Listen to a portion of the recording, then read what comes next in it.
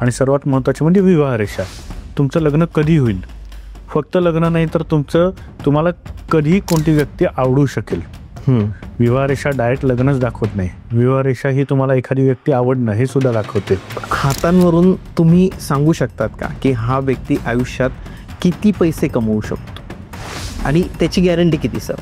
म्हणजे एखादा व्यक्ती आला की मी व्यवसाय करू का, हां, त्याच्या हातात जर व्यवसाय नसेल तर मी त्याला सांगतो नाही व्यवसाय नका करू, तुम्ही अडकाल. आणि एखाद्याच्या हातात नोकरी नाही आहे, तो हा धंद्याचा आहे, मी त्याला सांगतो तू नोकरी करून अडकत बसू नको, तू धंदा कर, खूप जास्त पैसा कमवशील.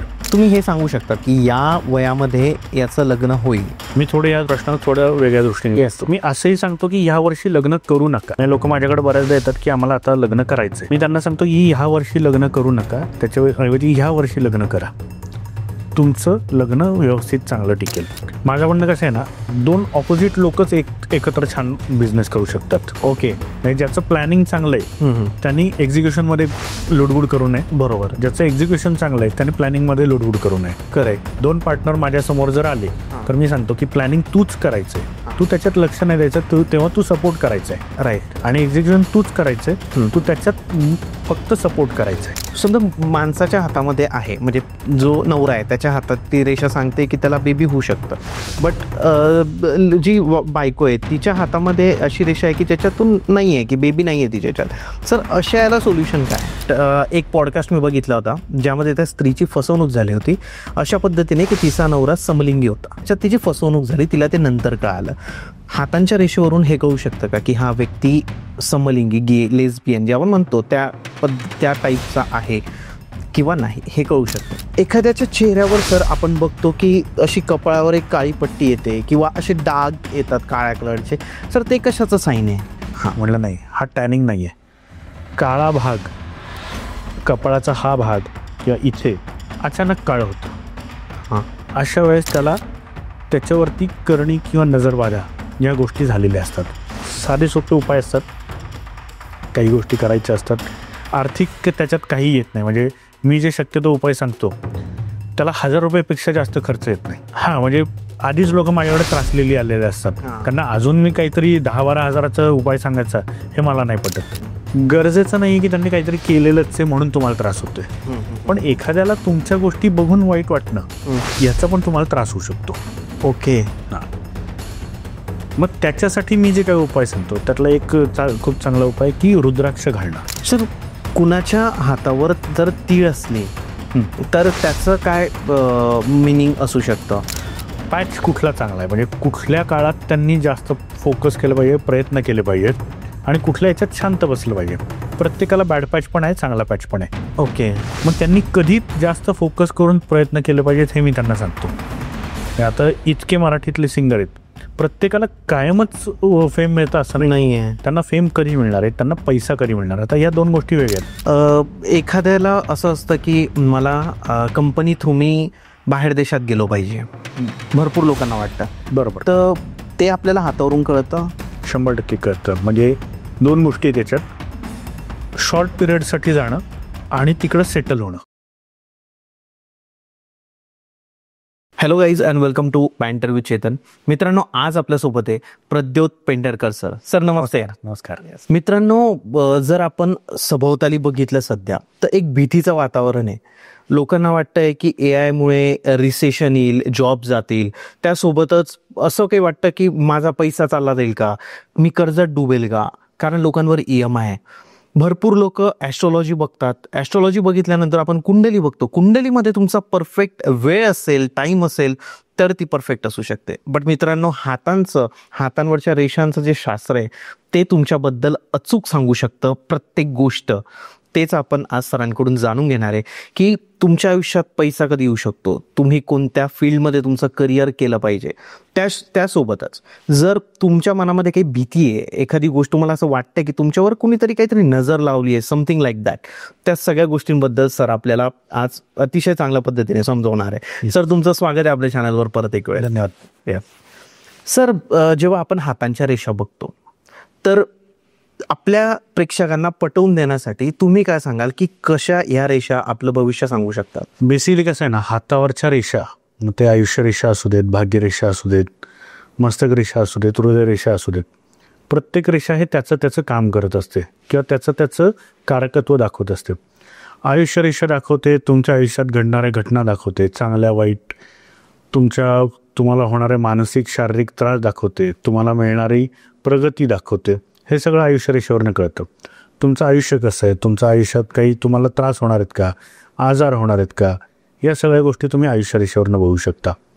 त्याचबरोबर सर्वात महत्त्वाचं म्हणजे भाग्यरेषा.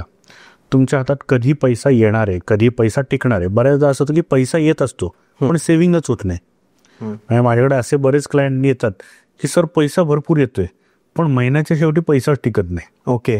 तो पैसा कधी टिकणार आहे हे पण महत्त्वाचं आहे. पैसा येणार आहे हे जितकं महत्त्वाचं आहे त्याच्यापेक्षा जास्त पैसा टिकणार आहे हे महत्त्वाचं आहे. सो तो पैसा कधी टिकणार आहे, तुम्हाला तुमची प्रगती कधी होणार आहे, अधोगती कधी होणार आहे, कधी तुम्हाला पैशाच्या अडचणी येणार आहेत, कधी पैशामध्ये खूप जास्त फायदा होणार आहे, या सगळ्या गोष्टी आपण भाग्यरेषेवरनं बघतो. हृदयरेषेवरनं तुम्हाला काही हृदयाचे रोग आहेत का, किंवा तुम्हाला काही त्रास होणार आहेत का, हार्ट अटॅक असेल किंवा त्याच्या संदर्भात काही त्रास होणार आहेत का, तुमचा स्वभाव कसा आहे, हे सगळं हृदयरेषेवरनं कळतं. मस्तक रेषेवरनं तुम्हाला तुमची बुद्धिमत्ता कशी आहे, तुम्ही किती शिक्षण घेऊ शकता, परदेशात शिक्षणाला जायला पाहिजे का, किंवा त्याच्यानंतर तुम्हाला काही डोक्याच्या संदर्भात काही त्रास होतील का, मायग्रेन होईल का, काही डोकेदुखी होईल का, डोक्याला अपघात होतील का, या सगळ्या गोष्टी आपल्याला मस्तक रेषेवरनं कळतात. आणि सर्वात महत्त्वाचे म्हणजे विवाह रेषा. तुमचं लग्न कधी होईल, फक्त लग्न नाही तर तुम्हाला कधी कोणती व्यक्ती आवडू शकेल. विवाह रेषा डायरेक्ट लग्नच दाखवत नाही, विवाह रेषा ही तुम्हाला एखादी व्यक्ती आवडणं हे सुद्धा दाखवते. सो ते कधी होईल, कधी तुमच्या आयुष्यात प्रेम येणार आहे, कधी तुमच्या आयुष्यात प्रेमभंग होणार आहे, त्या प्रेमभंगानंतर तुम्हाला काय त्रास होणार आहेत, काय नाही होणार आहेत, या सगळ्या गोष्टी आपल्याला हातावरनं सगळ्या रेषांचं मिश्रण केलं तर या सगळ्या गोष्टी कळतात. बरोबर. आपण मग सर एक जर बघायला गेलं तर ह्या रेषांचं आणि आपल्या भविष्याचा कनेक्शन जर लावायचं झालं तर ते कसं लावू शकतं, एक जर सायंटिफिकली जर आपण विचार केला तर? बेसिकली आम्ही याला हस्तसामुद्रिक शास्त्रच म्हणतो. शास्त्र का म्हणतो, शास्त्राचं एक व्याख्या आहे, स्थान परत्वे, वेळ परत्वे किंवा काळ परत्वे. प्रत्येक ठिकाणी जे प्रूव्ह होईल ते सायन्स किंवा ते शास्त्र. बरोबर. आपलं जे शास्त्र आहे ते तुम्ही इथे आहात बघा, तुम्ही जर्मनीत बघा, ऑस्ट्रेलियात बघा, तुम्ही कुठेही बघा, हाताच्या रेषा सेम आहेत. बरोबर. म्हणजे स्थान परत्वे रेषा बदलत नाहीत. हां. काळ परतोय तुम्ही आत्ता बघा, 50 वर्षापूर्वी बघा किंवा 50 वर्षानंतर बघा, हातावरच्या रेषा बदलणार नाहीयेत. ओके. त्या तसाच आहेत. त्यामुळे काळ परतोय पण चाललं. आणि तुम्ही सकाळी बघा, दुपारी बघा, संध्याकाळी बघा, कधीही बघा, या रेषा सेमच आहेत, सेमच रिझल्ट देणार आहेत. बरोबर आहे. त्यामुळे आपण याला शास्त्र अशासाठी म्हणतो की त्याला काहीतरी एक बेस आहे. तुम्ही कुठेही जा, याचे रिझल्ट हे सेमच असणार आहे, सेम असणार आहे. त्यामुळे आपण याला विज्ञान म्हणतो. बरोबर आहे सर. सर जर बघायला गेलं ना तर आपली जी ऑडियन्स आहे त्यांना आहे ना पैशामध्ये खूप जास्त इंटरेस्ट आहे. बरं. म्हणजे तो मला पण आहे, प्रत्येकाला असतो की मनी ओरिएंटेड लोक आहे sir. Everybody wants to earn money. बरोबर. तर हातांवरून तुम्ही सांगू शकतात का की हा व्यक्ती आयुष्यात किती पैसे कमवू शकतो आणि त्याची गॅरंटी किती सर? किती पैसे कमवू शकतो हे आपण नक्कीच नाही सांगू शकत, पण तो कसा पैसा कमवू शकेल. बऱ्याचदा असं होतं ना की एखाद्याच्या हातावर भाग्यरेषा नाहीच आहे, म्हणजे तो पैसा कमवणारच नाही का, त्याला उपाय काय हे आपण सांगू शकतो. म्हणजे भाग्यरेषा ही पैसा दाखवते. पैसा किती कमवायचं हे त्या माणूस त्या भाग्यरेषेवरती किती रिस्क घेतोय त्याच्यावरती आहे. मी बऱ्याचदा याच्यावरती लेख लिहित असतो. मी एक लेख लिहिला होता, हाय रिस्क हाय प्रॉफिट. पण ती रिस्क कधी घ्यायची आणि कशी घ्यायची हे मात्र पामिस्ट्री बघून ठरवायचं आहे. तर तुम्ही कुंडली बघून पण ठरवू शकताय. पण तुमचे ग्रह कधी कुठले चांगले आहेत त्याच्यावरती तुम्ही किती रिस्क घ्यायची आणि त्याच्यातून तुम्हाला कसं आउटपुट मिळणार आहे हे तुमच्या हस्तरेषा सांगतात. बरोबर आहे. तसं जे म्हणतो मनी लाईन आपण, तर प्रत्येकाची मनी लाईन ही वेगवेगळी असते. तर कसं ठरतं की मनी लाईन तुम्हाला किती, म्हणजे किती भविष्यात प्रगती करू शकतात तुम्ही आणि पैसा येऊ शकतो? बेसिकली भाग्यरेषेवरनं सर्वात पहिले तर मी बघतो की या व्यक्तीच्या हातात बिझनेस आहे का नोकरी आहे. ओके. म्हणजे एखादा व्यक्ती आला की मी व्यवसाय करू का, हां, त्याच्या हातात जर व्यवसाय नसेल तर मी त्याला सांगतो नाही व्यवसाय नका करू, तुम्ही अडकाल. आणि एखाद्याच्या हातात नोकरी नाही आहे, तो हात धंद्याचा आहे, मी त्याला सांगतो तू नोकरी करून अडकत बसू नको, तू धंदा कर, खूप जास्त पैसा कमवशील. खूप इंटरेस्टिंग आहे सर ही गोष्ट. कारण काय होतं की जेव्हा आपण 11वी-12वीत असतो आणि नंतर इंजिनिअरिंग करतो किंवा जो तो त्या वेगवेगळ्या ग्रॅज्युएशन करतो, प्रत्येकाला एक डोक्यात ठरलेलं असतं की मला बिझनेस करायचा आहे किंवा मला नोकरी करायची आहे.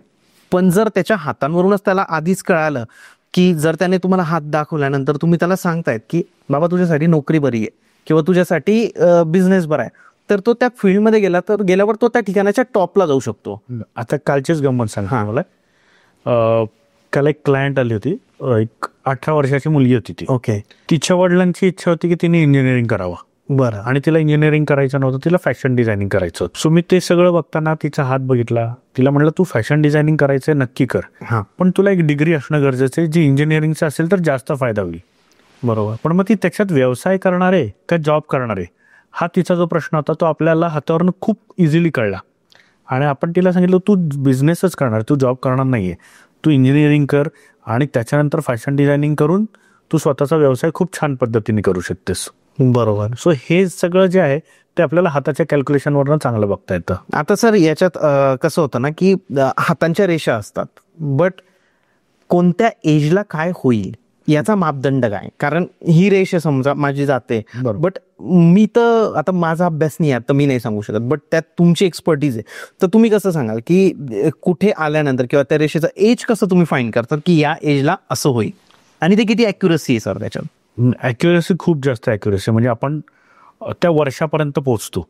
म्हणजे समजा 35व्या वर्षी एखाद्याचा जॉब बदलला असेल तर आपण बरोबर त्या 35व्या वर्षी जाऊ शकतो, किंवा 35व्या वर्षी बदलणार असेल तरी आपण सांगू शकतो 35व्या वर्षी बदलणार आहे. ओके. सो बेसिकली ह्या रेषांचं जे मापदंड आहे किंवा वयोमान मोजण्याचं जे मापदंड आहे ते रेष कुठनं सुरुवात झाली आणि ती कुठपर्यंत जाते त्याच्यावरती त्याचं प्रत्येकाचं मापदंड बदलत असतं. ओके. म्हणजे प्रत्येकाचा हात युनिक आहे. हां. असं काहीच नाही की तुमचा हात आहे तसाच माझा हात आहे तसाच दुसऱ्याचा हात आहे. हां. तर प्रत्येकाच्या ह्याच्यात कॅल्क्युलेशन हे वेगळ्या पद्धतीने होतं. बरोबर आहे. पण ते खूप म्हणजे पर्टिक्युलर जातं आणि त्या वर्षाला ही घटना घडलेलीच असते त्याच्या आयुष्यात किंवा घडणारच असते. ते तुम्ही सांगू शकता Yes. ते डिरेक्टली की या व्यक्तीच्या आयुष्यात या एजचा असताना ही घटना घडलेली आहे. बरोबर.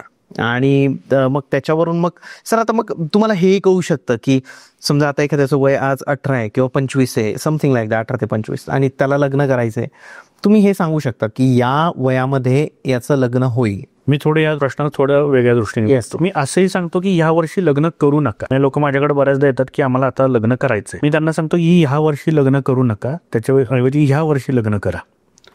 तुमचं लग्न व्यवस्थित चांगलं टिकेल. तुम्ही जर त्याच्या आधी केलं तर लग्नात विघ्न येऊ शकतं. बऱ्याचदा प्रॉब्लेम असा होतो की त्यावेळेला त्यांचे ग्रहमान म्हणा किंवा काही गोष्टी व्यवस्थित नसतात, त्यांचे फायनान्शियल्स व्यवस्थित नसतात आणि फायनान्शियल्समुळे वादविवाद होऊ शकतात. त्यामुळे मी म्हणतो की ही 2 वर्ष थांबा, ही 2 वर्ष टाळा, पुढच्या वर्षी लग्न करा. त्या वर्षानंतर तुमचं आर्थिक नियोजन चांगलं आहे, आर्थिक गोष्टी चांगल्या आहेत, ते जर झालं तर तुमचं लग्न व्यवस्थित टिकेल.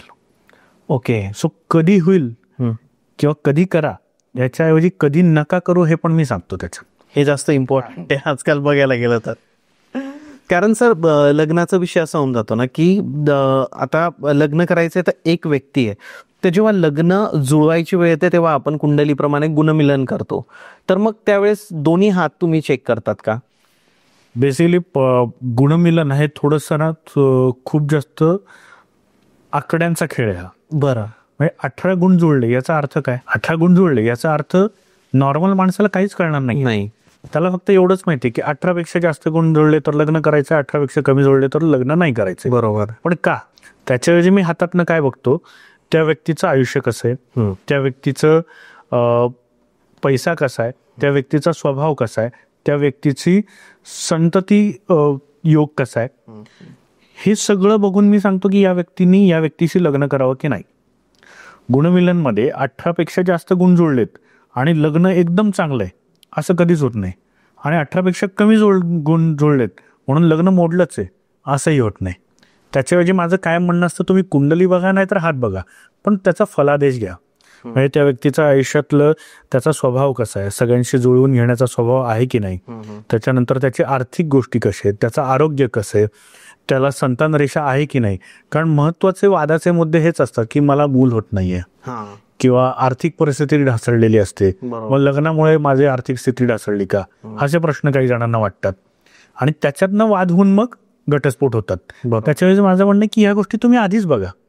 लग्न व्हायच्या आधीच या जर गोष्टी बघितल्या तर पुढे वादाचे मुद्दे कमी होऊन जातील. प्लस त्यांना जर लग्न करायचंच असेल तर मी अजून एक गोष्ट बघतो की ह्या व्यक्तीमध्ये हे दोष आहेतच आणि ते दोष तुम्ही ऍक्सेप्ट करून जर तुम्ही पुढे जाणार असाल तरच जा. म्हणजे घटना घडायची टाळणार नाहीये, पण जर तुम्ही ती आधीच सांगितली तर त्याचा बसणार इम्पॅक्ट कमी होणार आहे, कमी होतो. त्यामुळे मग मी माझ्याकडे जर कोणी आलं की आम्हाला लग्न करायचंय तर मी ह्या सगळ्या गोष्टी बघतो, त्यांना गुणमिलन या पद्धतीने करून देतो की तुमच्यामध्ये काय चांगल्या गोष्टी आहेत, तुमच्यामध्ये काय वाईट गोष्टी आहेत आणि तुम्हाला काय ऍक्सेप्ट करायचंय आणि काय तुम्हाला सहन करायचंय. एक्झॅक्टली. सो ह्या गोष्टी सांगितल्यानंतर ते विवाह जास्त चांगला टिकतो असं माझं मत आहे. बरोबर आहे. म्हणजे सर तुम्ही अशा पद्धतीने करतात की गुणमिलन आपण जर कुंडलीप्रमाणे जर बघायला गेलो तर इट्स लाईक की कुंडली बघितली जाते आणि त्याच्यानंतर मग आपल्याला आकडा दिला जातो जसं तुम्ही सांगितलं. बट तुम्ही दोघांचे हात चेक करतात. म्हणजे जर कुणाला लग्न करायचंय तर ते सरांना त्यांच्या पार्टनरचा हाताचा फोटो पाठवू शकतात. येस. आणि त्याच्यावरून मग तुम्ही त्या व्यक्तीचा स्वभाव, त्या व्यक्तीचा पैसा, तर त्यानंतर त्या व्यक्तीचं हेल्थ, या सगळ्या गोष्टी सोबतच त्याचं प्रेग्नेन्सीचे काही चान्सेस आहेत का, या सगळ्या गोष्टी सर त्याच्यावरून कळतात. हे प्रॅक्टिकल गुणमिलन झालं असं मला वाटतं. हा, म्हणजे मी तेच म्हणतो, मी फक्त लग्नातच नाही, मी खरं तर बिझनेस पार्टनरशिप पण अशीच बघतो. ओके. बिझनेस पार्टनरशिपमध्ये काय आहे, लग्न असो वा पार्टनरशिप, काय एकत्र येणं आहे. बरोबर आहे. फक्त त्याच्यात संतती हा विषय बघितला जात नाही. बिझनेस पार्टनरशिपमध्ये संतती बघायला जात नाही, फक्त तुमचं मॅनेजमेंट कसं आहे, मुद्दे थोडेसे वेगळे असतात. पण पार्टनरशिप ही मी अशाच पद्धतीने बघतो, मग ती बिझनेसची असो वा लाईफची असो. मग बिझनेस पार्टनरशिपमध्ये समोरच्याचं मॅनेजमेंट कसं आहे, बिझनेस स्किल कसे आहेत, त्याच्या आर्थिक गोष्टी कशा आहेत, त्याच्या लाईफमध्ये काही ट्रान्झॅक्शन येणार आहेत का आत्ता, किंवा तो समोरच्याला सांभाळून घेणार आहे का, कुठे काही दगाफटका आहे का, या गोष्टी बघितल्या जातात दोघांच्या. आणि मग पुढे कसं जायचंय, म्हणजे कोणी कोणती गोष्ट करायची आहे. एखाद्याच्या हातामध्ये मॅनेजमेंट चांगलं आहे किंवा एखाद्याच्या हातामध्ये एक्झिक्युशन चांगलं आहे, बरोबर, तर कोणी काय केलं पाहिजे हे मी तिथं ठरवून देतो. ओके. 2 पार्टनर आले माझ्याकडं, तू बाबा तुझं प्रोग्रामिंगच करायचंय, तू एक्झिक्युशनच करायचंय, या सगळ्या गोष्टी मी तिथे ठरवून देतो. ओके. हे इंटरेस्टिंग आहे सर थोडं ना. म्हणजे काय होतं की एखादा बिझनेस स्टार्ट करताना आपल्याला एक भीती असते की चालेल का नाही चालेल. बरोबर. सगळ्यात आधी तर त्याचं कळालं की त्याच्या हातात बिझनेस आहे का नाही. ज्या पार्टनर सोबत तो करतोय त्याचा हातही तुम्ही बघाल, त्याने कोणत्या ड्युटी सांभाळल्या पाहिजे तेही त्याच्यावरून त्याला कळतं. माझं म्हणणं कसं आहे ना, 2 ऑपोजिट लोकच एकत्र छान बिझनेस करू शकतात. ओके. ज्याचं प्लॅनिंग चांगलं आहे त्यांनी एक्झिक्युशन मध्ये लुडबुड करू नये. बरोबर. ज्याचं एक्झिक्युशन चांगलं आहे त्याने प्लॅनिंग मध्ये लुडबुड करू नये. करेक्ट. 2 पार्टनर माझ्या समोर जर आले तर मी सांगतो की प्लॅनिंग तूच करायचंय, तू त्याच्यात लक्ष नाही द्यायचं, तेव्हा तू सपोर्ट करायचंय. राईट. आणि एक्झिक्युशन तूच करायचंय, तू त्याच्यात फक्त सपोर्ट करायचंय. बरोबर. सो याच्यात काय होतं ना, किंवा फायनान्शियल कोणाचे स्ट्रॉंग आहेत त्यांनीच फायनान्सचा विषय बघायचा आहे. ज्याचे फायनान्शियल प्रॉब्लेम आहे, म्हणजे आता बऱ्याचदा असं होतं की माझ्या हातात भाग्यरेषा थोडीशी खराब आहे, ओके, पण मला पैसा तर कमवायचा आहे, हो, मग अशावेळेस मी काय करू, असा प्रश्न बऱ्याचदा येतो. मी म्हणतो ज्याची भाग्यरेषा चांगली अशा बरोबर पार्टनरशिप करा. म्हणजे काय होतं, त्याच्या भाग्यावरती तुम्ही राईड व्हा आणि तुम्ही तुमच्या नशिबाचं तुम्ही त्याच्याकडनं कमवा. खूप इंटरेस्टिंग आहे सर ही गोष्ट. म्हणजे की एखादा व्यक्ती आहे त्याची भाग्यरेषा खराब आहे, तर त्याने असं डिप्रेस नको व्हायला किंवा टेन्शन नको घ्यायला. राईट. पार्टनर असा शोधा की ज्याची भाग्यरेषा खूप चांगली आहे. येस. दोन्ही फ्लो कराल. राईट. कारण याची जरी भाग्यरेषा खराब असली तर याच्यामध्ये बाकी काही गुण असतील की जे चांगले असू शकतात. बेसिकली ज्याची भाग्यरेषा खराब असते ना, बऱ्याचदा तो एक्झिक्युशन मध्ये खूप छान असतो, म्हणजे तो कष्ट करायला तयार असतो. आणि ज्याची भाग्यरेषा चांगली आहे ना, तो बऱ्याचदा खूप इझिली गिव्ह अप करतो की हे ना ठीक आहे जाऊ दे, अलिझी असतो, थोडासा लेझी म्हणता येईल आपल्याला. सो अशा वेळेस मग ही जोडी खूप छान जमते. बरोबर आहे. एक जे हवे ते काम करायला तयार असतो आणि एक फक्त मॅनेजमेंट करणं किंवा आर्थिक गोष्टी सांभाळणं, या गोष्टी तो दुसरा छान करू शकतो. सो बिझनेस पार्टनरशिप असू देत किंवा लाईफ पार्टनरशिप असू देत, माझ्या मते हे अशा पद्धतीने बघितलं तर जास्त फायद्याचे होऊ शकतात. नाही सर, हे थोडं बिझनेसवाल्या लोकांना पण खूप हे झालं. सेम हे बायको सोबत जरी पार्टनरशिप करायची मला तरी मी करू शकतो. बेसिकली बायको सोबत पार्टनरशिप बऱ्याचदा असं होतं ना की सर मला शेअर मार्केटमध्ये पैसे गुंतवायचे पण माझ्या हातात पैसाच टिकत नाही. अशा वेळेस मी त्यांना हे सोल्युशन देतो, तुमच्या बायकोच्या हाताचा फोटो पाठवा. तिच्या हातात जर पैसा चांगला असेल तर यांच्या नावाने पैसे गुंतवा, ट्रेडिंग तुम्ही करा, हा पण अकाउंट त्यांचं असू देत. एक्झॅक्टली. कारण बऱ्याचदा असं लोक मला सांगायला येतात की सर आम्ही आमच्या याच्यात आम्ही दुसऱ्यांना सल्ले देतो, दुसऱ्यांना गायडन्स देतो, ते प्रॉफिटमध्ये जातात, पण आम्ही शेअर घेतला की त्याच्यात काहीतरी गडबड होते आणि आम्ही लॉसमध्ये जातो. बरोबर, हे भरपूर वेळा सर होतं. कारण त्यांच्या हातात पैसा नसतो, त्यांच्या हातात कन्सल्टेशन असतं. ते लोकांना गाईड करतात, लोकांना त्याचा फायदा होतो, पण यांना होत नाही. बरोबर आहे. मग मी त्यावेळेस सांगतो की तुमच्या हातात नाही आहे ना पैसा, पण तुम्ही खूप छान गाईड करू शकता ना. तुम्ही तुमच्या मिसेसच्या नावाने, तुमच्या आईच्या नावाने, तुमच्या वडिलांच्या नावाने अकाउंट ओपन करा. मग मी त्यांना 4-5 हातांचे फोटो मागून घेतो की तुम्ही मला फोटो पाठवा तुमच्या जवळच्या व्यक्तींचे, मी सांगतो कोणाच्या नावाने करायचं ते. ओके. मग त्यांच्या ज्या व्यक्तीच्या हातात भाग्यरेषा चांगली आहे त्या व्यक्तीच्या नावाने अकाउंट ओपन करा. अकाउंट सगळं त्यांच्या नावाने असेल, हँडल तुम्ही करा, जेणेकरून तुम्हाला प्रॉफिट होईल. आपल्याला पैसे येण्याचे मतलब आहे. बायकोच्या नावाने येऊ देत, आईच्या नावाने येऊ देत, वडिलांच्या नावाने, त्याच्याशी काय नाही.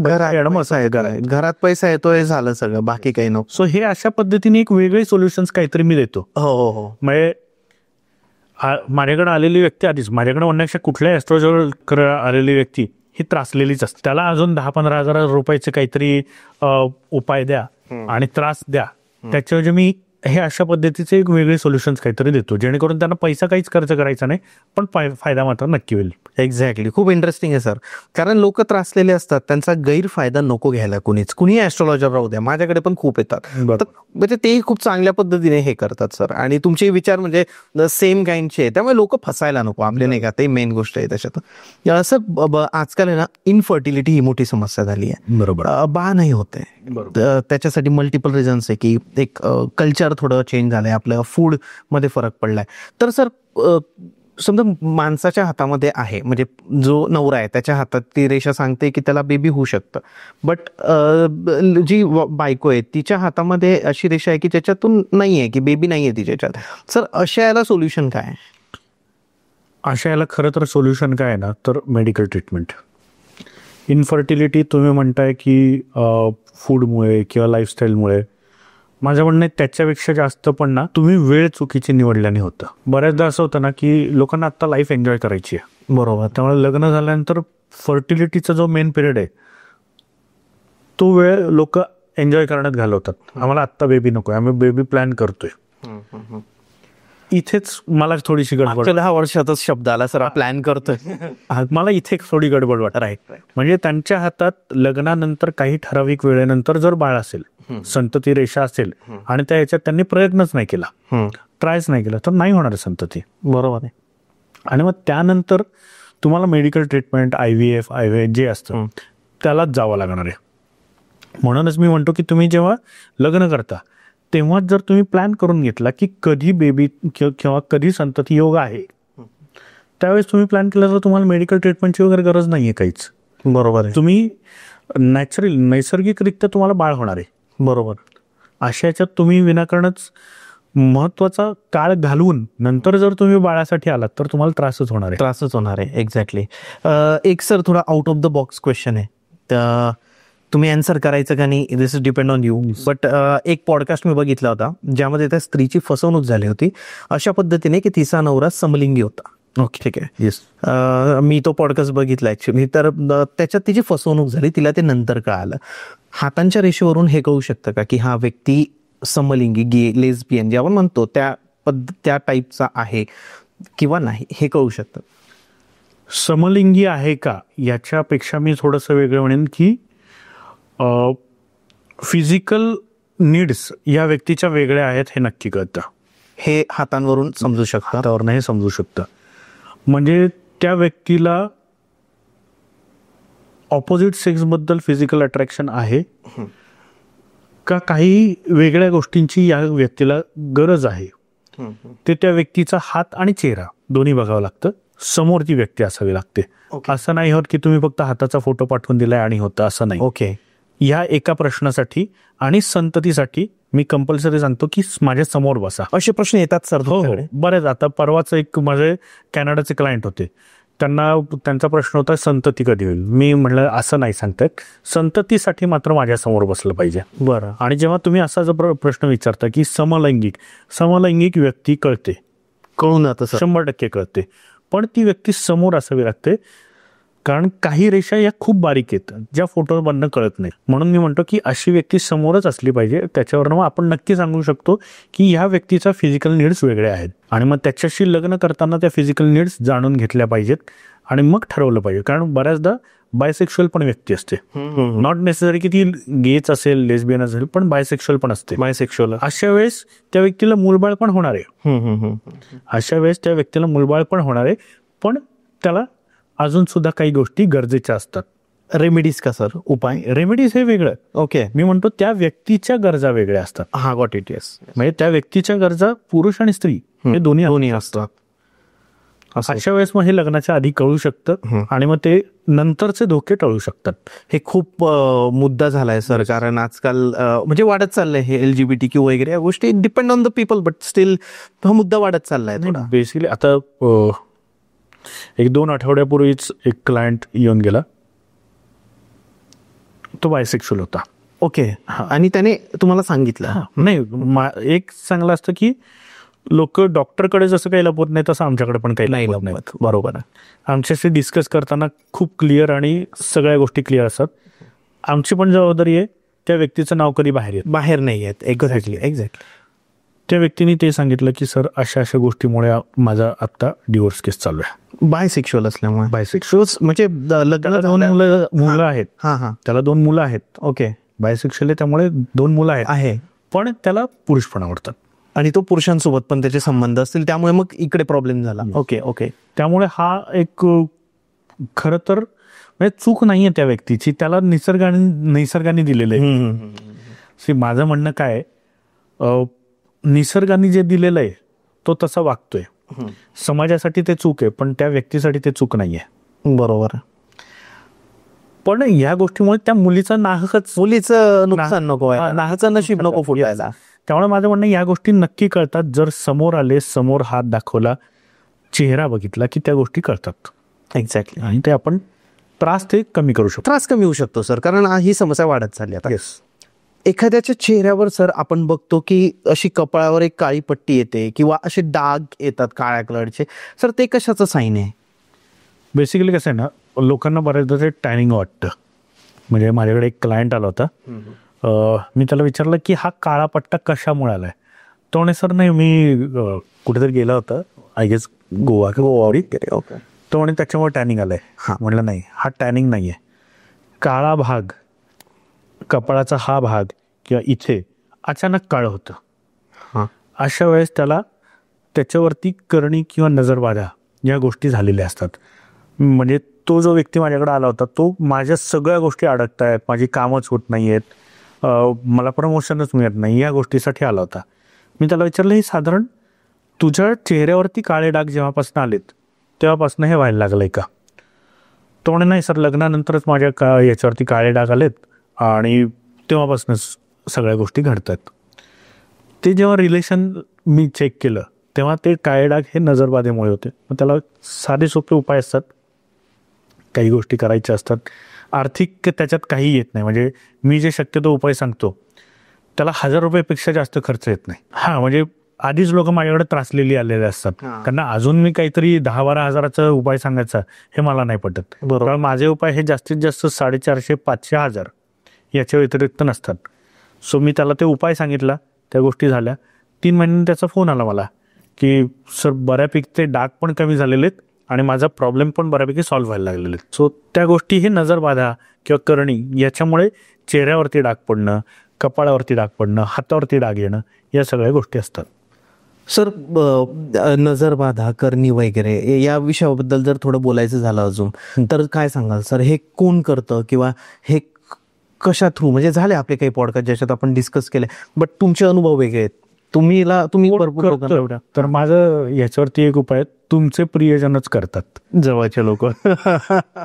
कोणीच बाहेरचं, कोणीच तुम्हाला जे म्हणजे तुमचा काही संबंध नाही असे लोक कधीच करत नाही. तुम्हाला नजर लागते ही तुमच्या जवळच्या व्यक्तींकडनंच लागते. आणि मे बी असं पण असतं की त्यांची इच्छा नसते पण त्यांना तुमच्या काही गोष्टी बघवत नाही, त्यांना बघवलं त्याच्यामुळे त्यांच्याकडनं होतं ते. गरजेचं नाही की त्यांनी काहीतरी केलेलंच आहे म्हणून तुम्हाला त्रास होतोय. पण एखाद्याला तुमच्या गोष्टी बघून वाईट वाटणं याचा पण तुम्हाला त्रास होऊ शकतो. ओके. हा, मग त्याच्यासाठी मी जे काही उपाय सांगतो त्यातला एक खूप चांगला उपाय की रुद्राक्ष घालणं. रुद्राक्ष. हा, रुद्राक्ष घातल्याने म्हणजे माझं कायम म्हणणं असतं की लहान मुलांना तुम्ही म्हणजे एक साधारण एक 8-9 वर्षाच्या पुढच्या मुलांना तुम्ही रुद्राक्ष घाला. एक मुलींना पण चालेल सर? मुलींना पण रुद्राक्ष घाला जेणेकरून त्यांना नजर लागणे. आता किती साधं म्हणजे तुम्ही हरिद्वारच्या इथनं वगैरे मागवलं 50 रुपयाला रुद्राक्ष मिळतं. म्हणजे माझं परत म्हणणं आहे की तुम्ही कुठल्या तरी फॅन्सी ज्वेलर शॉपमध्ये जाऊन तुम्ही 1,500 रुपयाचं रुद्राक्ष घ्यायची गरज नाही. हरिद्वारच्या इथनं 50 रुपयाला रुद्राक्ष मिळतं. रुद्राक्ष घाला, तुमचा तो त्रास कमी होईल. बरोबर आहे. इतक्या साध्या सोप्या गोष्टी, सोपे उपाय आहेत. येस. त्या गोष्टी केल्या की त्रास कमी होतात. हनुमानाची भक्ती रोज केली तर ती पण एक सर मोठी हनुमान चालीसा आहे किंवा मंगळवारी गणपतीला जाणं आहे, रविवारी भैरोबा मसोबा ग्रामदेवत जे आहेत त्यांना जाणं आहेत. अशा सोप्या सोप्या गोष्टी करून तुम्ही तुमचे नजर दोष घालू शकता. सर आपण बघितलं पुण्यामध्ये एक प्रकरण घडलं हुंडाबळीचं. ताजं उदाहरण आहे. बरोबर. मागच्या 15 दिवसात तेच चालू आहे आपल्या इथं. तर सर तुमच्याकडे एखाद्या मुलीचे वडील घेऊन आले हात त्या मुलाचा जिच्याशी तिचं लग्न होणार आहे, तर तुम्ही सांगू शकतात का की हा व्यक्ती लोभी आहे तर याला मुलगी देऊ नका? सर्वात पहिले झालं ते प्रकरण खूपच वाईट होतं. येस. नक्कीच आपण अशा घटना होऊ नयेत याची काळजी आपण पामिस्ट्रीद्वारे नक्कीच घेऊ शकतो. ओके. मी मगाशी जसं सांगितलं की आपण हात बघताना ह्या सगळ्या गोष्टी जेव्हा बघतो तेव्हा त्या व्यक्तीला म्हणजे त्या मुलीला किंवा मुलाला हे बघा त्रास मुलीलाच फक्त आहे असं नाही, त्रास मुलांना पण आहेत. बरोबर आहे सर. म्हणजे कित्येक माझ्याकडे मुलं अशी येतात जी स्वतःचं घर सोडून निघून गेलेली आहेत. बऱ्याचदा त्यांनी पण आत्महत्येचा प्रयत्न केलेले आहेत. त्रास सगळ्यांनाच होतो, दोघांना होतो. तर माझ्याकडे आलेल्या व्यक्तीचं मी पहिल्यांदा असं चेक करतो की ह्याला लग्नानंतर मानसिक त्रास आहे का, मानसिक त्रास आहे का आणि तो कुठल्या गोष्टीमुळे होऊ शकतो. हे मी जेव्हा दोघांचे हात कम्पेअर करतो, जर समोरची व्यक्ती खूप जास्त लोभी असेल, ग्रीडी असेल, तर त्या व्यक्तीमुळे जर याला त्रास होत असेल तर ते आपण हुंड्याचं किंवा बऱ्याचदा मुली पैसा काढून घेतात असं पण होतं. सो त्या गोष्टी आपण त्या पद्धतीने बघतो की समोरची आलेली व्यक्ती आणि तिचा पार्टनर याच्यापैकी कोणी ग्रीडी आहे का, कोणी लोभी आहे का किंवा मानसिक त्रास देणारी आहे का, या गोष्टी बघतो आणि त्याच्यातनं आपल्याला कळू शकतं की लग्नानंतरचं आयुष्य कसं आहे. सर मग हे असे विषय बघण्याकरता कोणती रेषा असते की जी बघितली जाते? सर्वात पहिले अशा वेळेस मी आयुष्यरेषा बघतो. हां. लग्नाच्या वयानंतर आयुष्यरेषेवरती जर खूप जास्त आडव्या लाईन आलेल्या असतील तर मानसिक त्रास दिसतो. ओके. मानसिक त्रासासोबतच मग भाग्यरेषा बघतो. हां. हा मानसिक त्रास पैशामुळे आहे का, पैशामुळे असेल तर हुंडाबळी किंवा हुंड्यामुळे होणारे त्रास. ओके. आपण डायरेक्ट बळी नको म्हणाले पण हुंड्यामुळे होणारा त्रास. हां. या गोष्टी आपल्याला भाग्यरेषा आणि आयुष्यरेषा या दोन गोष्टी बघून कळतात. ओके. आणि मग त्याचं फायनल जे आहे ते विवाह रेषेवर की त्याच्यामुळे विवाहामध्ये काही अडचणी येणार का, या दोन्हीचं हे विवाह रेषेवर बघितलं जातं. ओके. सर कुणाच्या हातावर जर तीळ असली तर त्याचं काय मिनिंग असू शकतं? तिळाचं बेसिकली कसं आहे ना, प्रत्येक तिळाचं वेगवेगळं एक प्रेडिक्शन आहे. ओके. एक मागच्या आठवड्यातच माझ्याकडे एक व्यक्ती आला होता, त्याच्या गुरुच्या बोटावरती तिळ आहे. गुरुचं बोट म्हणजे हे पहिलं जे बोट. ओके. त्याच्या हातावर इथे असा तिळ होता. हां. तिथे तीळ असल्यामुळे त्या व्यक्तीवरती नाहक खोटे आरोप होत होते. बरं. ओके. मग खोटे आरोप वेगवेगळ्या प्रकारचे होते, अनेक होते आणि त्या व्यक्तीवरती आरोप होत होते म्हणून त्याचं लग्न मोडलं. म्हणजे अशुभ साईन आहे सर हे. त्याचप्रमाणे प्रत्येक ठिकाणी वेगवेगळ्या म्हणजे ज्या ठिकाणी तिळ आहे त्या प्रकारच्या तिळामुळे वेगवेगळे त्रास होतात. म्हणजे बुधाचं असेल तर पैशाला किंवा बोलायला त्रास होतो. रवीच्या बोटावरती तीळ असेल तर त्या व्यक्तीला मानहानी सहन करावी लागते, अपमान सहन करावा लागतो. ओके. शनीच्या याच्यावर असेल तर पोटाचे त्रास खूप जास्त होऊ शकतात, पैशाच्या अडचणी येऊ शकतात. गुरुवर असेल तर त्या व्यक्तीवरती खोटे आरोप लागू शकतात, त्याची कामं अडकू शकतात. ओके. अंगठ्यावरती असेल तर त्या व्यक्तीच्या बिझनेसमध्ये प्रॉब्लेम येऊ शकतात. शुक्रवर असेल तर त्याच्या दिसण्यामध्ये काहीतरी व्यंग येऊ शकतं. चंद्रावर असेल तर त्याचं मानसिक आरोग्य बिघडू शकतं. असं जिथं तिळ त्या ग्रह उंचवट्याचे तो निगेटिव्ह रिझल्ट देतो. ओके, म्हणजे ती हे अशुभ साईन आहे सर, जर ते हातावर आहे. अशुभ. ओके. आणि जर दुसऱ्या पार्टवर आहे, कोणत्या चेहऱ्यावर किंवा दुसरीकडे असेल तर that is not considered as a. आपण पामिसली बघताना फक्त तळ हातावर, म्हणजे अगदी इथे साईडला किंवा मागे सुद्धा त्याला काही अर्थ नाही. बरं. दिसणाऱ्या तळ हातावरती तीळ असेल तर त्याचा अर्थ आहे. ओके सर, आता तुम्ही एक सिनेमा निर्माते आहात की फिल्म प्रोड्युसर आहात स्वतः. तुम्ही आतापर्यंत 4 फिल्म प्रोड्यूस केलेल्या आहे. त्यासोबतच आता तुमची नवीन पिक्चर पण येतोय अदृश्यम. बरोबर. तर याबद्दल बोलायचं झालं सर, तर भरपूर लोकांना ना फिल्म इंडस्ट्रीमध्ये काम करण्याची इच्छा असते. बरोबर. एक आवड असते. तर तुम्ही हात बघून सांगू शकतात का की तुमच्याकडे हात घेऊन आलेला व्यक्ती हा पिक्चरमध्ये, मूवीमध्ये काम करू शकतो किंवा डिरेक्टर बनू शकतो किंवा एक चांगला म्युझिक डिरेक्टर बनू शकतो, सिंगर बनू शकतो? कारण काही लोकांना असं वाटतं की माझा मुलगा सिंगर बनावा, ते लहानपणीच त्याचा हात चेक करतात किंवा कुंडली बघतात. तर तसं काही कळतं सर की सिनेमा इंडस्ट्रीमध्ये इन्फ्लुएन्सर बनू शकतो? आता इन्फ्लुएन्सर किंवा मी त्याला म्हणेन सेलिब्रिटी. माझ्याकडे असे बरेच जण येतात की ह्या क्षेत्रात आम्हाला यश आहे का, त्याचा हात बेसिकली लगेच कळतो. म्हणजे कुठल्याही कलाकाराचा हात लगेच कळतो. मग तो आत्ता जॉब करत असू देत, बिझनेस करत असू देत, पण त्या व्यक्तीच्या अंगात कला आहे का किंवा कुठली कला आहे हे हातावरनं लगेच कळतं. माझ्याकडे कोणी आलं की सर मला आर्टिस्ट बनायचं किंवा मला हिरो हिरोईन बनायचं आहे, खूप ग्लॅमरस आहे, त्यांना हिरो हिरोईन बनायचं आहे, पण त्यांच्या हातावरच जर ते नसेल तर मी सांगतो की तुम्ही प्रयत्न करू नका. आणि बऱ्याचदा असं पण होतं की त्या फील्डशी काही रिलेटेड नाही आहे, पण मला जर त्या हातात दिसलं तर मी सांगतो तुम्ही या फील्डमध्ये नक्की जा. म्हणजे आता माझ्याकडे काही रायटर डायरेक्टर येतात, काही सिंगर येतात. त्या सिंगर्सचा पॅच कुठला चांगला आहे, म्हणजे कुठल्या काळात त्यांनी जास्त फोकस केलं पाहिजे, प्रयत्न केले पाहिजेत आणि कुठल्या याच्यात शांत बसलं पाहिजे. प्रत्येकाला बॅड पॅच पण आहे, चांगला पॅच पण आहे. ओके. मग त्यांनी कधी जास्त फोकस करून प्रयत्न केले पाहिजेत हे मी त्यांना सांगतो. आता इतके मराठीतले सिंगर आहेत, प्रत्येकाला कायमच फेम मिळतं असं नाही आहे. त्यांना फेम कधी मिळणार आहे, त्यांना पैसा कधी मिळणार. आता या 2 गोष्टी वेगळ्या आहेत. फेम वेगळं आहे, पैसा वेगळा आहे. बरोबर. बरेच फेमस लोक आहेत त्यांना पैसा नाही मिळत. असं पण होतं का सर? खूप जास्त. म्हणजे तुम्हाला जास्त माहिती का नाही इंडस्ट्रीचं? नाही, खूप जास्त अशा गोष्टी आहेत की लोक फेमस खूप आहेत, हां, पण पैसा मिळत नाही म्हणून डिप्रेशनमध्ये जातात. मग अशा वेळेस मी चेक करतो की तुम्हाला फेम आणि पैसा कधी आहे, किंवा फक्त जर फेम असेल तर मी म्हणतो या फेमचा उपयोग पैशामध्ये कन्व्हर्जन कसं करायचं ते शिकून घ्या. बरं. मग मी या गोष्टी सांगतो. तुम्ही माझ्याकडे आलात की मला खूप चांगला मला कंपोजर बनायचं, ओके, मला म्युझिक डायरेक्टर बनायचंय, हां, मला आर्टिस्ट बनायचंय.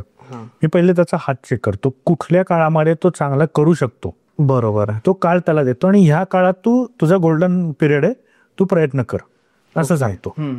जेणेकरून आधी त्याच्या सक्सेस नाही हे पण मी क्लिअर सांगतो. ओके. हे सांगितल्यामुळे ना त्याला त्रास होतो आणि त्याचा जेव्हा योग्य पिरियड येतो तेव्हा त्याला सक्सेस मिळालेला असतो, तेव्हा तो खुश असतो. जबरदस्त. राईट.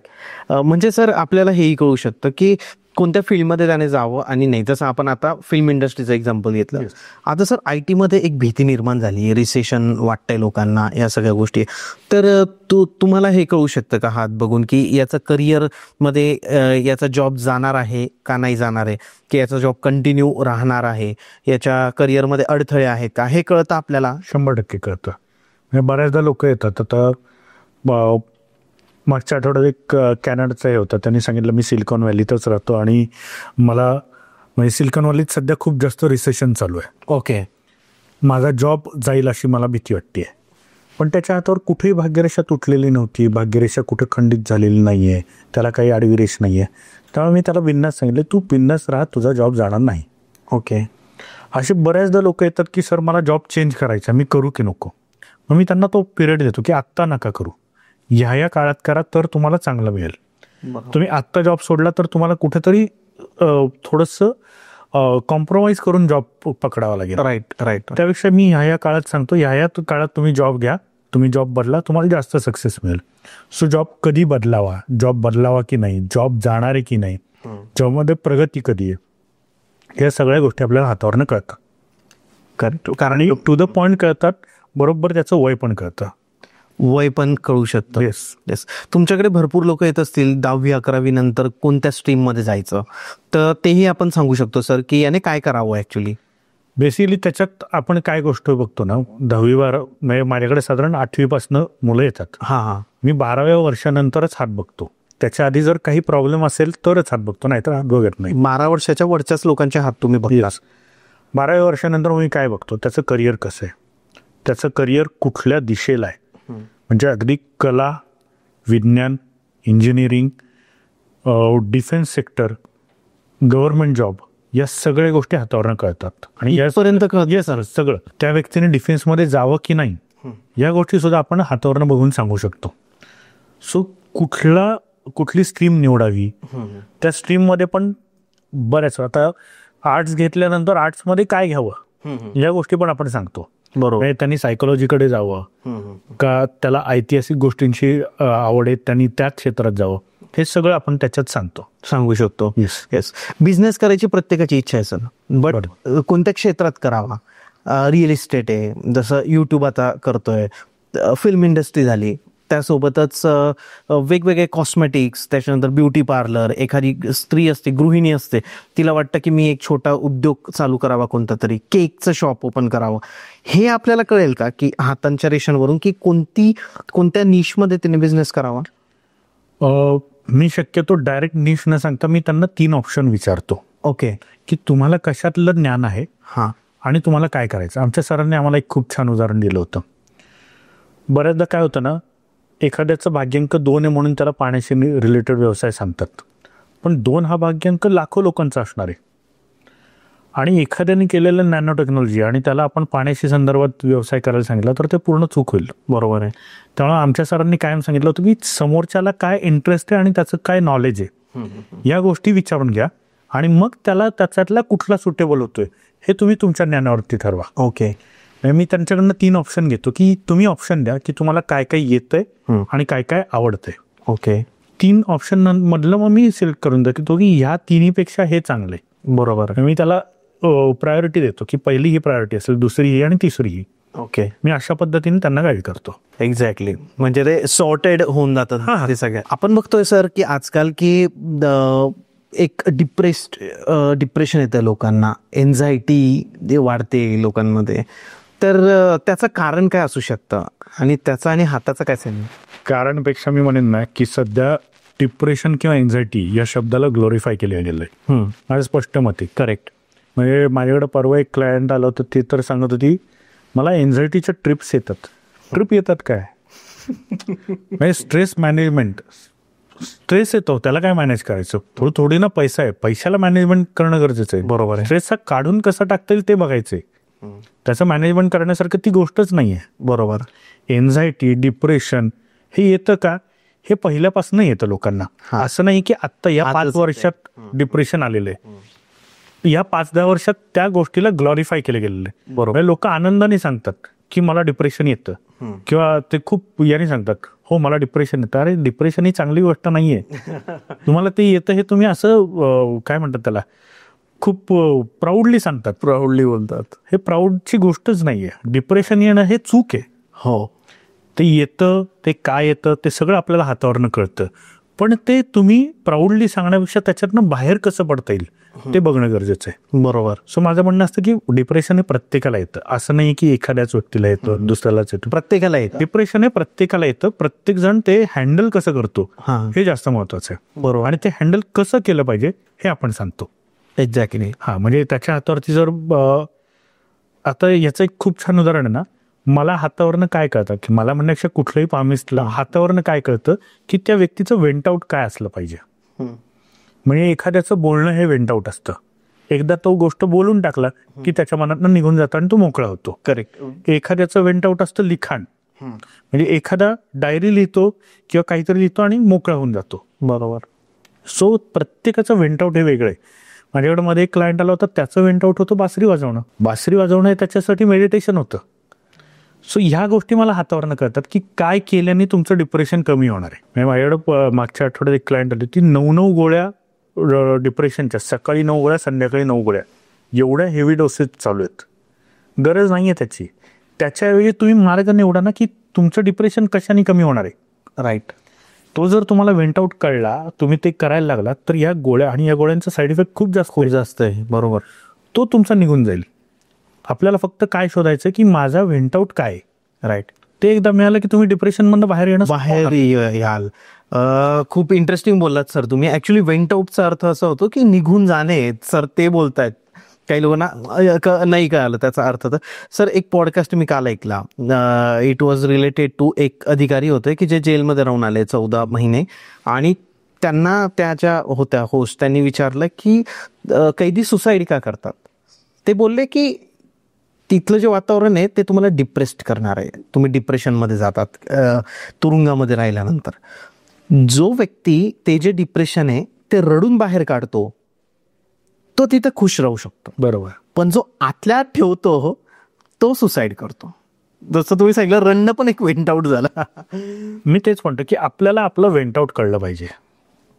काही जणांना खेळणं, फुटबॉल खेळणं हे वेंट आउट असू शकतं का? माझं म्हणणं आहे हो. एक्झॅक्टली.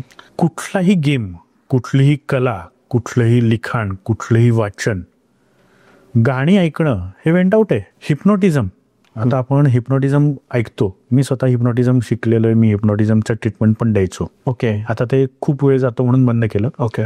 पण हिप्नोटिझम म्हणजे काय? तुम्ही एखादा श्लोक ऐकता आणि त्या श्लोकामध्ये, किंवा रामरक्षा ऐकतोय आपण, रामरक्षेमध्ये तुम्ही तल्लीन होऊन जाणं, हे पण हिप्नोटिझमच आहे. बरोबर आहे. सो हे पण वेंट आउट असू शकतं.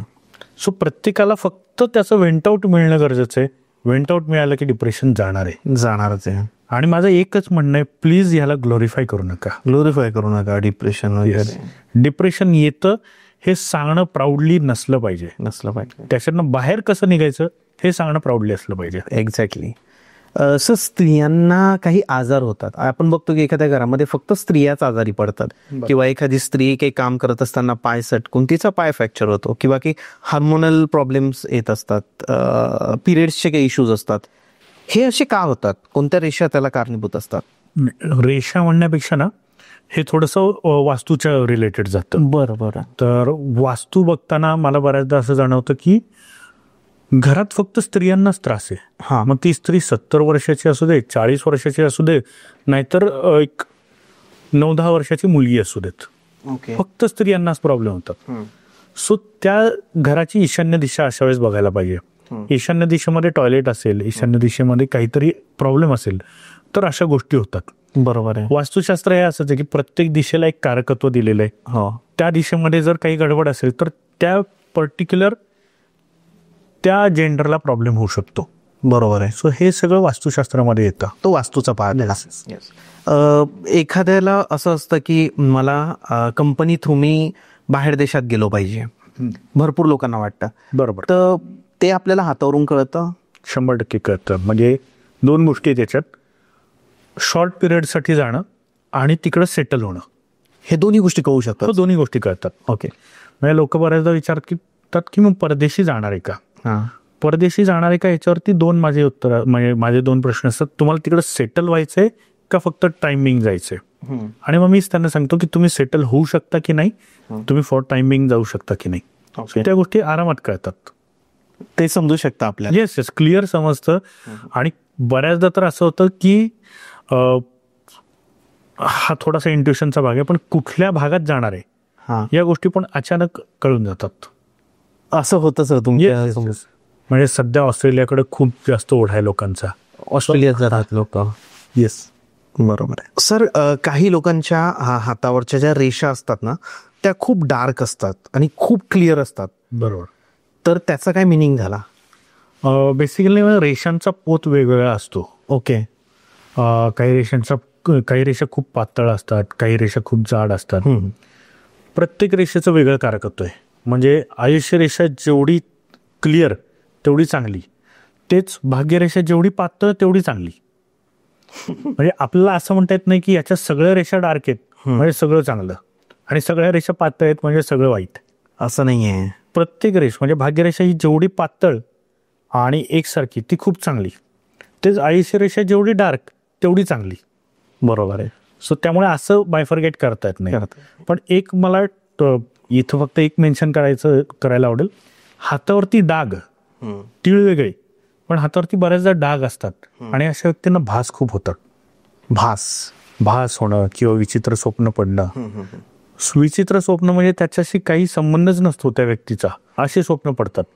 बऱ्याचदा व्यक्तींना एखाद्या ठिकाणी जाऊन आल्यानंतर, अनोळखी ठिकाणी, तिथं आधी कधीतरी जाऊन आल्यासारखं वाटतं. बरोबर आहे. किंवा घटना घडतीये आणि ती तशीच्या तशी घटना मी आधी बघितली असं वाटतं. हा सर, हो असं होतं. त्याचं काय मिनिंग आहे सर? ते बेसिकली हातावरनं खूप जास्त क्लिअर कळतं. तुमचा हा जो आता ही मस्तक रेषा आणि ही हृदय रेषा आहे, ओके, याच्या मधला जो पट्टा आहे ना, इथं जेवढ्या जास्त फुल्या तेवढ्या जास्त इंट्युशन पॉवर खूप जास्त. ओके. किंवा हा चंद्र आहे, इथे जेवढे डाग जास्त तेवढा भास किंवा स्वप्न पडणं जास्त. एक्झॅक्टली. सो ह्या गोष्टी खूप रिलेट. कारण मला असं भरपूर वेळा होतं सर, मला असं वाटतं की हे स्वप्न मला पडलेलं आहे आधी, किंवा मी इथं जाऊन आलेलो आहे आणि ते दिसलंय आणि ते प्रत्यक्षात तर मी गेलेलो नसतो, काय असतं, पण असं भरपूर वेळा झालंय. राईट. बेसिकली कसं होतं ना, लोकांना कळतं की काहीतरी घडणार आहे, हा, पण काय घडणार आहे ते कळत नाही, आणि ते घडून गेल्यानंतर कळतं अरे मला हेच वाटलं होतं. हो हो. किंवा बऱ्याचदा असं लहान मुलं बऱ्याचदा म्हणतात मला वाटलंच होतं असं बी.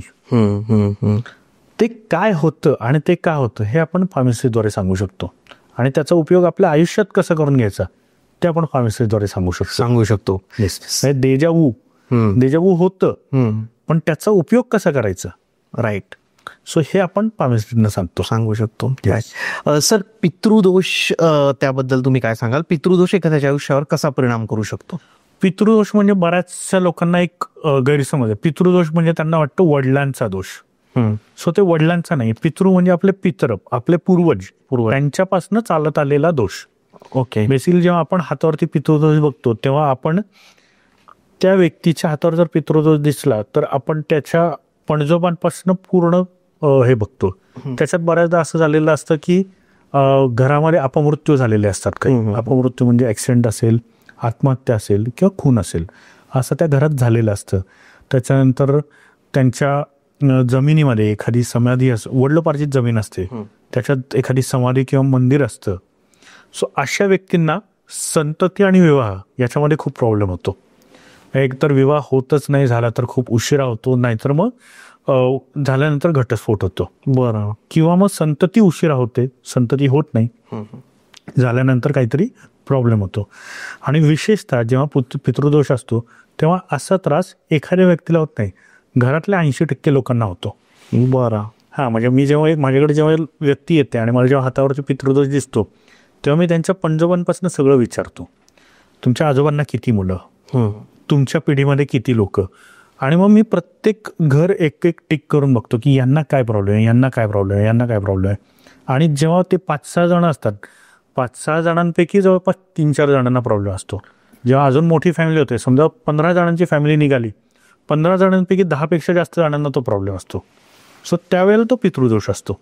एखाद्यालाच जर प्रॉब्लेम आहे ते त्याचं नशीब आहे, पण अख्ख्या घराण्याला प्रॉब्लेम आहे हा पितृदोष आहे. बरोबर आहे. सो हे आपण बघतो, याच्यावरती आपण उपाय देतो, तो रेमेडीज देतो, आणि मग तो त्याच्या त्रासांना कमी होतो. राईट. सर, आता आपले मोस्टली हस्तरेषेवरचे सगळे डिस्कशन झालंय बऱ्यापैकी, पण आता जर तुम्हाला कळलं की यार या व्यक्तीच्या आयुष्यात हेल्थचा प्रॉब्लेम आहे, किंवा लग्नाचा आहे, किंवा पैशांचा प्रॉब्लेम आहे, तर त्यावर उपाय आपण काय देऊ शकतो? म्हणजे तुम्ही कसे उपाय देतात सर? आता उपाय हे बघा, तुमच्याकडे व्यक्ती आलेली आहे, ते औषध घ्यायलाच आलेली आहे, हो, त्यामुळे उपाय हे दिलेच पाहिजेत. राईट. पण मी परत सांगतो, आणि मी माझ्या प्रत्येक क्लायंटला पण सांगतो, उपाय दिल्याने ती गोष्ट 100% जाणार नाहीये.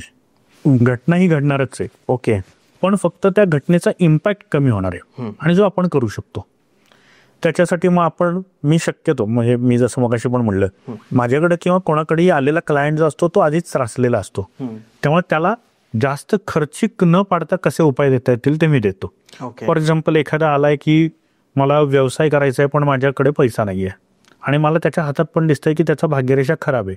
अशा वेळेला मी सांगतो की तुझी भाग्यरेषा खराब आहे, तू एकट्याने बिझनेस केला जरी, लोन काढून पैसे आणून टाकलेस तरी ते बुडणार आहेत. बरं. त्याच्याऐवजी मी सांगतो की पार्टनर घे ज्याची भाग्यरेषा चांगली आहे.